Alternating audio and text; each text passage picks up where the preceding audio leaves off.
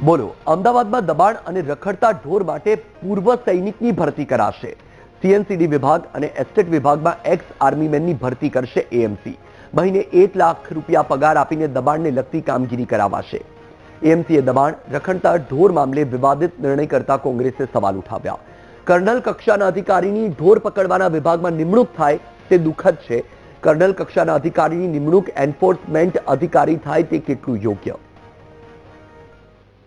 કે કર્નલ કક્ષાના અધિકારી જે ત્રાસવાદી પકડવાનું કામ કરતા હતા સરહદો ઉપર, જે લોકો ત્રાસવાદીઓના એન્કાઉન્ટર કરતા હતા અને યુદ્ધમાં સરહદો પર આ દેશનો બચાવ કરતા હતા, તેમને અમદાવાદ મ્યુનિસિપલ કોર્પોરેશન રખડતા ઢોર પકડવા માટે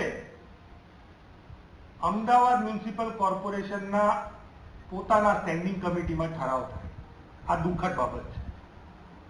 800 થી 900 જવાનો યુદ્ધમાં હોય ત્યારે હું નેતૃત્વ કરવાનું કામ જેને કહી શકાય કે કર્નલ કક્ષાના અધિકારી કરતા હોય, એક કર્નલ કક્ષાના અધિકારી એન્ફોર્સમેન્ટ ઓફિસર તરીકે ઢોર ત્રાસ અંકુશ નિવારણ શાખા, ઢોર ત્રાસ અંકુશ નિવારણ શાખામાં એટલે કે રખડતા ઢોરને પકડવાની જે શાખા છે તેના એન્ફોર્સમેન્ટ અધિકારી તરીકે નિમણૂક કરવા।